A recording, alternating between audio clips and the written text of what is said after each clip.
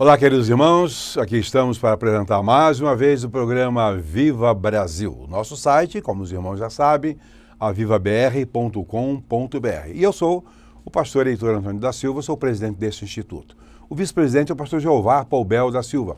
Às vezes ele faz apresentações também e tem muita responsabilidade nesse ambiente e nesta estrutura do Instituto Viva Brasil. Vamos ouvir a mensagem para a edificação dos nossos corações, na esperança de que nos ajude a crescer, a mudar de vida, enfim, a nos tornarmos melhores crentes com vista a um avivamento. Estará trazendo a mensagem o reverendo Alexandre. Ele é pastor da igreja presbiteriana, pastor cooperado, uma igreja na Barra da Tijuca, no Rio de Janeiro, com bastante preparo, com muita cultura, com excelente formação, trará a palavra de Deus aos nossos corações nesta hora. Olá, graça e paz a você que nos assiste aqui no programa Viva Brasil.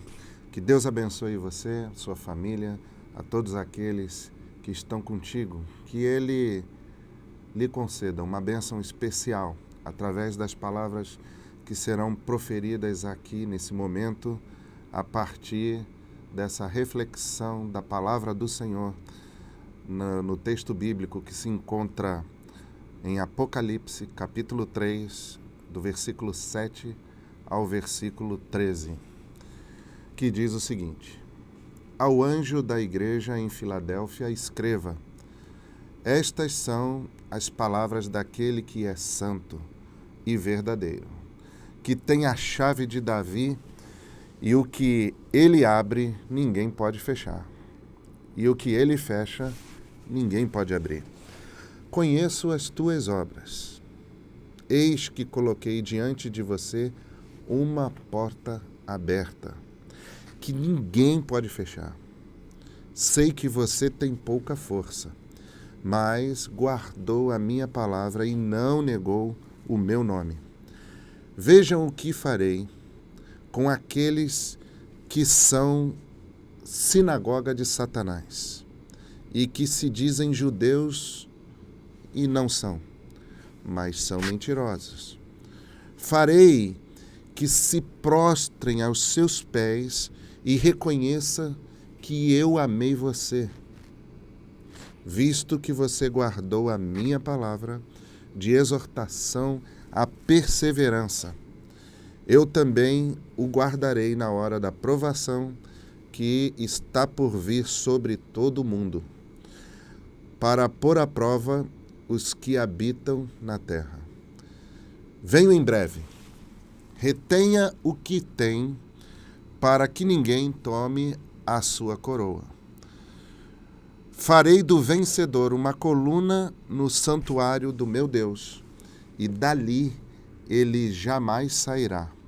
Escreverei nele o nome do meu Deus e o nome da cidade do meu Deus, a Nova Jerusalém, que desce do céu da parte de Deus, e também escreverei nele o meu novo nome. Aquele que tem ouvidos, ouça o que o Espírito diz às igrejas. Uma porta aberta. Essa é a expressão que chama a atenção nesse texto. Antes de entrarmos no texto propriamente dito, quero fazer algumas considerações para nos situarmos melhor. João estava exilado. Ele estava residente na ilha de Patmos.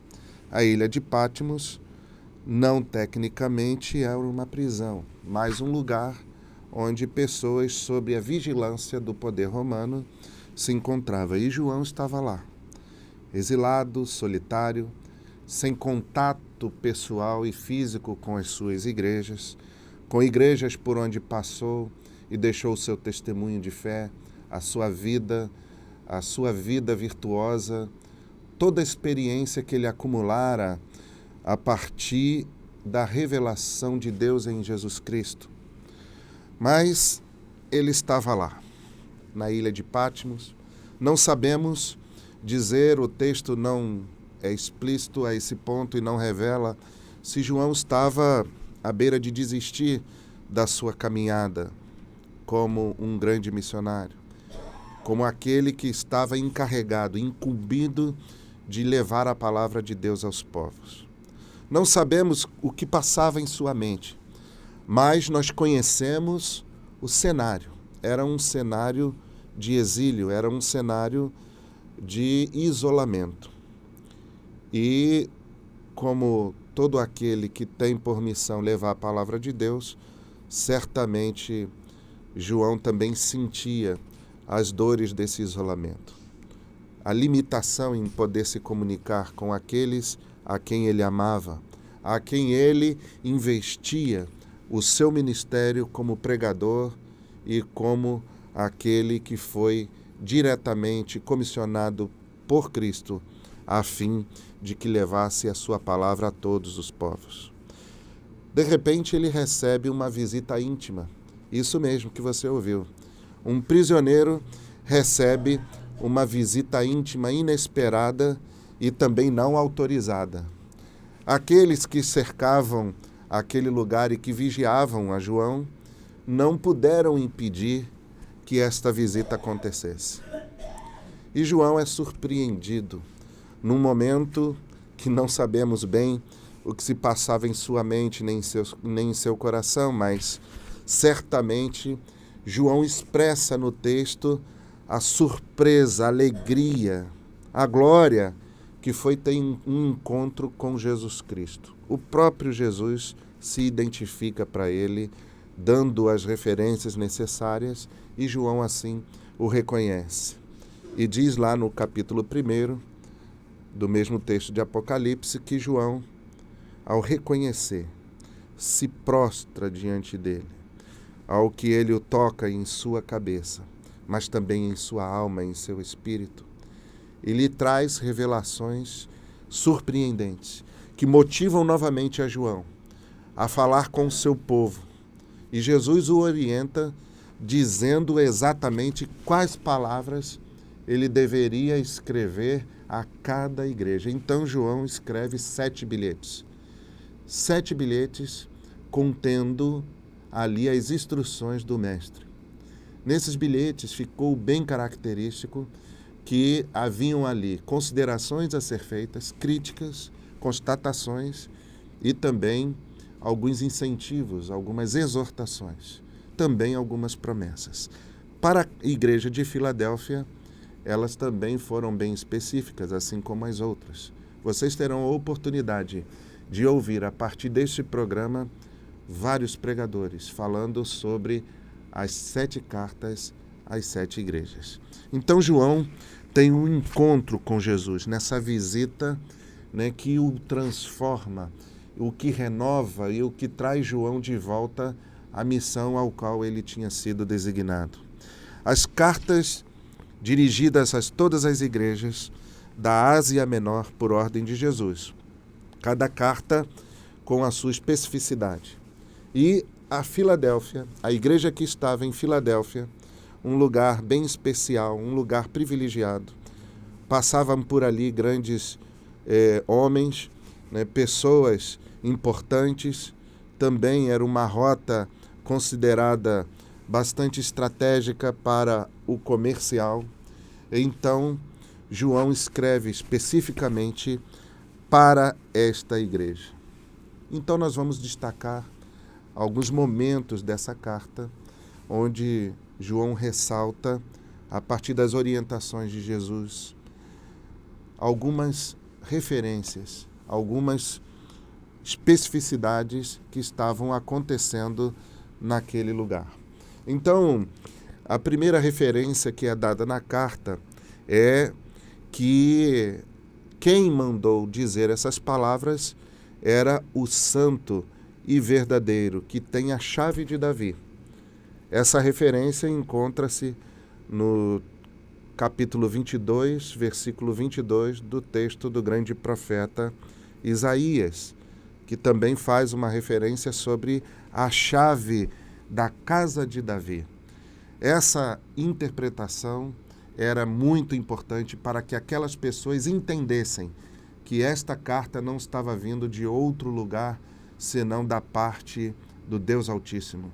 Essa mesma autoridade, a autoridade que foi dada a Davi, esta chave que abre e ninguém fecha, fecha e ninguém abre, foi dada à igreja de Filadélfia. E ele disse o seguinte: o que posso dizer sobre vocês é que eu conheço as tuas obras. Havia ali um interesse de dizer que sabia o que estava acontecendo em Filadélfia, que o trabalho que estava sendo realizado era um trabalho bom. Eis que coloquei diante de você uma porta aberta, apenas uma porta. Não foram várias portas aqui citado como oportunidade, mas apenas uma porta. E isso nos diz que nós precisamos encontrar e atravessar, adentrar somente por esta porta. Esta porta é que vai abrir todo o nosso horizonte no reino de Deus, que é a coisa mais importante em nossas vidas. Da mesma forma, ninguém pode fechar essa porta. Agora, essa palavra é dirigida à igreja de Filadélfia num momento também bastante propício. Um momento onde eles estavam sofrendo grandes perseguições. João havia sido perseguido e exilado. E eles não passavam por situações diferentes disso. E o texto nos diz que é reconhecido que eles tinham pouca força. Isso se dava diante do contexto. E a razão para isso também é explicada no texto, onde ele esclarece que também tinha conhecimento que haviam alguns da sinagoga de Satanás. O que seria a sinagoga de Satanás? Como nós bem sabemos, na história do Novo Testamento, principalmente narrada pelo grande historiador Flávio Joséfo, o cristianismo ele não foi bem aceito pelos próprios judeus. Eles mesmos não entenderam. A própria cidade santa, Jerusalém, foi a cidade considerada como a cidade que matava e apedrejava os seus profetas. Então o povo que foi crescendo, evoluindo na pregação da palavra de Deus não foi bem aceito. Por onde chegavam, eram perseguidos. E havia uma turma que eram os judaizantes. Eles perseguiam os novos crentes. E para essa referência, é preciso que nós nos voltemos a outros textos que nos ajude a compreender um pouco melhor. Aquele povo, muito embora haviam sido elogiados por guardarem e preservarem a palavra em seus corações e não negaram o nome de Jesus. Essa era a característica forte da igreja de Filadélfia. O que nós podemos tirar de lição para nossas vidas? Muitas coisas. Até porque a pressão que eles sofriam era uma pressão muito grande, porque era um povo pequeno, era uma igreja singela, simplória, que estava crescendo, mas reconhecidamente tinham pouca força. O que significa ter pouca força? Porque o poderio romano ali estava presente, como vigiando o próprio João na ilha de Patmos, e por isso ele teve que escrever esses bilhetes, em parte com alguns signos, e conclusivamente, em algumas dessas cartas ele diz: quem tem ouvidos, ouça o que o Espírito diz às igrejas. Nos nossos dias, poderíamos comparar aquela máxima que diz: para quem sabe ler, um pingo é letra, para um bom entendedor, meia palavra basta. Ou seja, quem tem o Espírito sabe do que eu estou falando. Os guardas talvez não entenderiam aquela mensagem, mas o povo que tinha conservado em si, guardado a palavra e não negado o nome de Cristo, poderiam sim receber e essa semente frutificar como um terreno fértil, assim como na parábola do semeador. Os grãos que foram lançados por João ali floresceram. Mas a sinagoga de Satanás continuava trabalhando. E ele, João, os alerta: eu sei que vocês têm pouca força, mas há uma força que vem dos céus. Nós sabemos que ao redor de vocês há muitos que vivem trazendo os mesmos rudimentos da lei, dos cerimoniais judaicos, O próprio apóstolo Paulo, no livro de Romanos, fala isso abertamente e chega a dizer que a salvação é pela graça mediante a fé. Não era através das obras da lei. Havia esse movimento forte, contrapondo e contradizendo esse grupo que estava crescendo. E não era só na cidade de Filadélfia. A gente consegue observar e constatar, né, que há um contexto mostrando que Jesus vem trazer um novo momento. O tempo da graça. Não mais o peso da lei de Moisés. Não invalida a lei. Mas o que o Evangelho vem trazer é dizer que existe uma porta. E quem passa por essa porta encontra um Evangelho de graça. Graça essa que não foi barata. Não é uma graça barata. Custou um alto preço. O preço do próprio Cristo jogado numa cruz, na cruz do Calvário.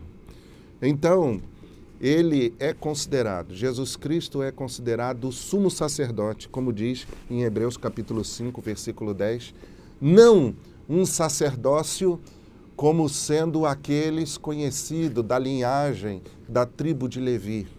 Não esse sacerdócio, mas um sacerdócio, né, diferente, da ordem de Melquisedeque.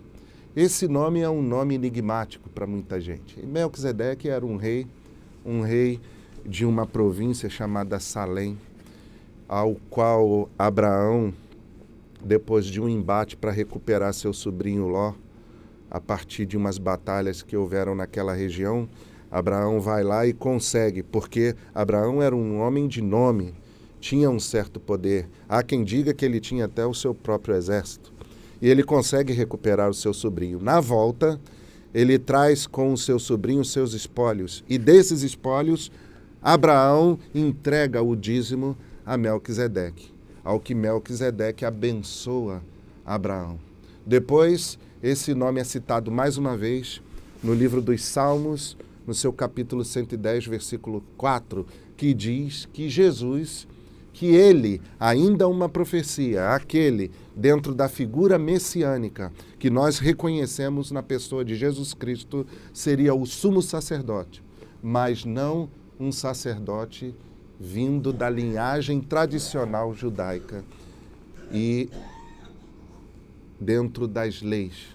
Nós sabemos que todo sacerdote tinha que ser da tribo de Levi, mas Jesus era o sumo sacerdote da linhagem, da ordem de Melquisedeque. Ou seja, não mais os rudimentos litúrgicos e da lei, mas vindo por um sacerdócio diferente. Salém também significava shalom. Era uma forma de dizer shalom. Salém significava paz. Então Melquisedeque, o rei da paz, aquele ao qual Jesus pertencia à sua ordem como sumo e sacerdote. Era esse o Jesus anunciado. E era contra a todas essas questões dos rudimentos da lei, dos cristãos judaizantes que ainda estavam ligados a todo esse cerimonialismo e não conseguiam sentir-se objeto e alvo da graça de Deus. Eles estavam com medo. Eles estavam temerosos por aquele cenário estar daquela forma. Mas também tinham outros medos. Era também um lugar de muita violência. Também tinham medo do que acontecera no ano 17 depois de Cristo. Filadélfia ruiu. A cidade foi destruída a partir de um terremoto. E eles também viviam à sombra da possibilidade de uma nova destruição.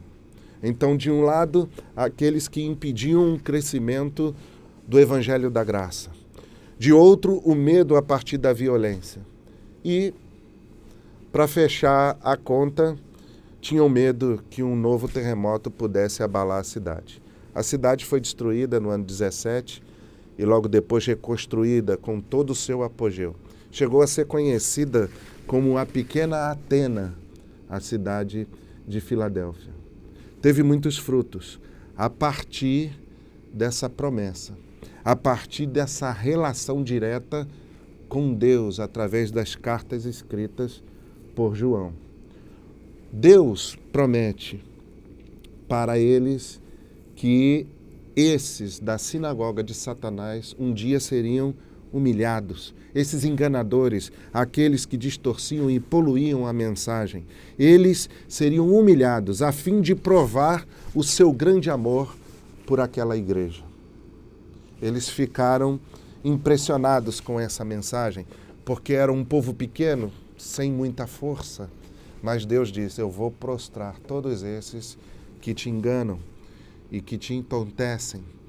Então a igreja, ela pega um novo fôlego, prosperou, cresceu, chegou a ser uma grande referência naquela região.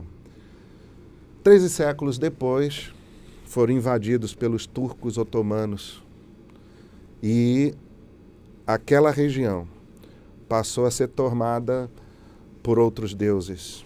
Não sabemos bem, no decurso desses 13 séculos, como foi o desenvolvimento de Filadélfia. Mas algumas coisas ainda nos chamam a atenção. Por exemplo, os seus corações abalados, né, e aquele sonho daquele grande ciclo de evangelização, de proclamação da palavra, será que teria chegado ao fim com a invasão dos turcos? Será que seria o fim da igreja de Filadélfia, que um dia recebeu uma carta por intermédio de João, do próprio coração do Senhor Jesus? Onde estaria aquela promessa? Não muito longe dali, Constantinopla, pouco tempo depois, também foi invadida. Constantinopla era considerada uma grande capital do cristianismo. Os concílios, os grandes concílios, as grandes basílicas, chegando a ter a 4ª maior basílica do mundo. O que seria dos bizantinos com a invasão dos turcos, também otomanos, na região de Constantinopla? Fazendo uma referência entre Filadélfia e Constantinopla, Filadélfia não significava muita coisa em relação à grandeza de Constantinopla para o cristianismo. Mas o que aquece os nossos corações, o que nos faz enxergar visivelmente a mão do Senhor, que acompanha a história humana, as suas promessas, é que naquela mesma época, pouco tempo antes, havia um grande movimento na Europa. Havia um grande renovo, porque o cristianismo foi caminhando e chegou um tempo que os seus próprios líderes perceberam que ele estava indo na contramão do reino dos céus.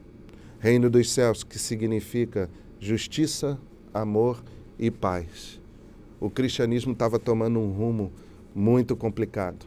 Então, enquanto Constantinopla estava sendo tomada, e hoje uma grande capital do islamismo, muitas mesquitas na região de toda a Turquia, Jesus, a partir da ordem do Pai, estava movendo corações de homens que trouxeram um grande renovo, talvez um dos maiores movimentos já acontecido na face da Terra.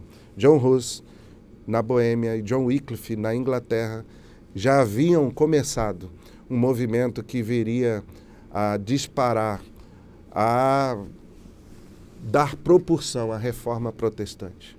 Foi um grande marco, a Reforma Protestante no fim do século XVI. Poucos anos depois, em 1517, o Frei Martim Lutero, revoltado com tudo aquilo que estava acontecendo e à luz do que já tinha acontecido com o trabalho de John Wycliffe na Inglaterra e John Hus na Boêmia, ele dispara ali oficialmente a Reforma Protestante, que ao fim nós sabemos que não resultou numa reforma, e sim numa grande cisão. Mas uma cisão necessária, porque o cristianismo precisava voltar ao primeiro amor. A igreja e a estrutura da instituição estava ruindo, até porque os homens começaram a buscar o poder, a opulência, até que um dos pais da igreja diz que antes nós tínhamos cálices de madeira e sacerdócio de ouro, mas hoje nós temos cálice de ouro e um sacerdócio de madeira. os valores foram invertidos. Os valores do reino se transformaram em valores comerciais. Será que os nossos dias é possível percebermos esse mesmo tipo de acontecimento? Será que precisamos de uma nova reforma protestante? Será que precisamos rever a nossa posição como crentes? Será que ao ver a carta de João à igreja de Filadélfia, não é necessário que aprendamos com ela a guardar a palavra do Senhor e não negar o seu nome? Naquela época havia perseguições, muitas perseguições. Muitos irmãos nossos foram martirizados das formas mais bárbaras possíveis. Hoje, aqui no Brasil, nós não temos esse mesmo tipo de perseguição, mas há muitas outras formas de negar o nome do Senhor. Então pense sobre isso. Pense na vitória que você terá em Cristo. Aquela igreja deixou uma semente plantada. O suor, o sangue de muitos irmãos marcaram aquele lugar. E o texto, em sua conclusão, diz o seguinte: farei do vencedor uma coluna no santuário. Hoje, na cidade de Alat-Serri, que é o novo nome da cidade de Filadélfia, tem uma coluna. Dizem os seus historiadores que é uma coluna dos templos antigos, da era ainda de João. E o texto diz que farei do vencedor uma coluna no santuário. E ao final diz que escreverei nele o nome do meu Deus e o nome da cidade do meu Deus. Filadélfia mudou de nome. Hoje se chama Alat-Serri, que quer dizer cidade de Deus. Que mistérios ainda será que nos aguardam pelas palavras e profecias e promessas do Senhor Jesus? Hoje, a cidade está entregue a uma outra religião, com uma confissão muito diferente da nossa. Mas o nome de Deus ainda paira sobre aquela cidade.